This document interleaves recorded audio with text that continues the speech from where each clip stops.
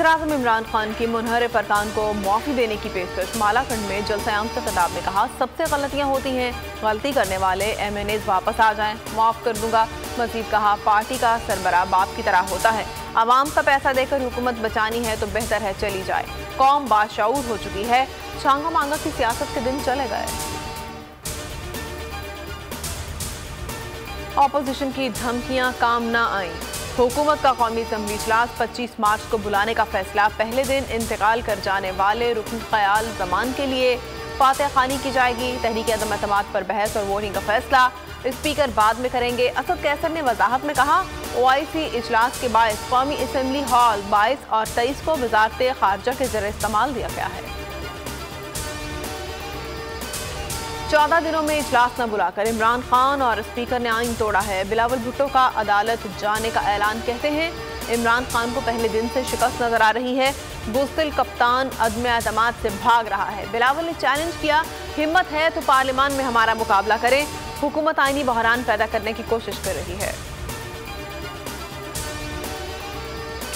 वज़ीर दाखिला की अपोजिशन पर लफ्जी गोलाबारी। कहा, OIC इजलास के मुखालिफिन पर 3 बार लानत भेजता हूँ। इजलास में मुदाखलत करने वालों की चीखें आसमान तक जाएंगी। एक बच्चा और सीनियर सिटीजन धमकियां दे रहे हैं। एक फोन आया और आप 90 डिग्री के जाविये से लेट गए।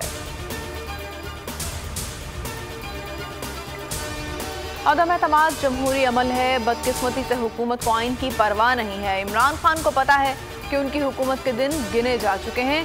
इसको निकालने वाले वही लोग होंगे जिन्होंने मुंतखब किया। लीगी रहनुमाओं की इस्लामाबाद में न्यूज कॉन्फ्रेंस। हॉर्स ट्रेडिंग के खिलाफ रेफरेंस का ड्राफ्ट तैयार। समरी वज़ीर-ए-आज़म को भेज दी गई। सदारती रेफरेंस कल सुप्रीम कोर्ट में दायर होगा। फवाद चौधरी कहते हैं, मुनहरिफ अरकान 7 रोज में पोजीशन वाज़े करें। 1 हफ्ते बाद नशिस्तों को खाली करार देने की कार्रवाई होगी। तमाम अरकान ताहयात नाअहल हो जाएंगे। मखसूस नशिस्तों पर नए मेंबरान नामजद किए जा रहे हैं। 16 करोड़ की ऑफर की गई। पीपल्स पार्टी पंजाब और सिंध से पैसों की पेशकश हुई। PTI MNA नुसरत वाहिद का इल्जाम। कहा, आइंदा इलेक्शन के बाद स्पेशल सीट की ऑफर भी दी गई। PTI के 2 मजीद मुनहरिफ अरकान सामने आ गए। रियाज महमूद मजारी कहते हैं, कोई मसला हल नहीं हुआ, स्पेशल फंड्स भी नहीं मिले। अब्दुल गफ्फार भट्टू ने 14 करोड़ लेकर वफादारी तब्दील करने के इल्जाम की तरदीद कर दी। कहा, पैसे लेने पर लानत भेजना।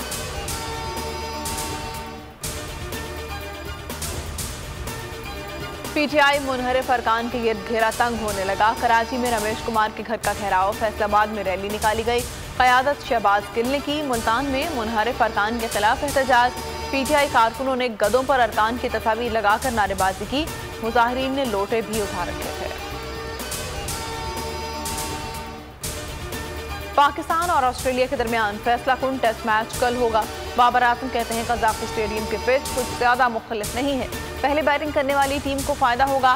फिर कमिंस बोले, लाहौर की पिच पर घास नहीं है। सूरत हाल पहले 2 मैचेस जैसी लग रही है। टीम में कोई तब्दीली नहीं करेंगे। सीरीज जीतने के लिए पूरा एतमाद है। ये है बोल की दुनिया। यहाँ खबर होगी, ऐवानों में गूंजती तकरीरों की। सियासी बयानात पे होंगे चटपटे तबसरे। खेल के मैदानों में होंगे झंडे गाड़ते जाबाज। क्योंकि दुनिया बोल है।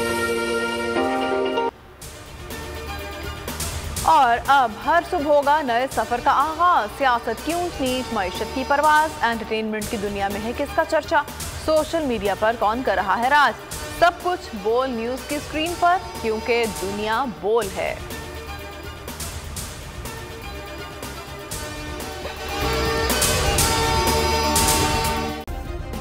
सब्सक्राइब करें और बेल दबाएं ताकि कोई खबर रह न जाए।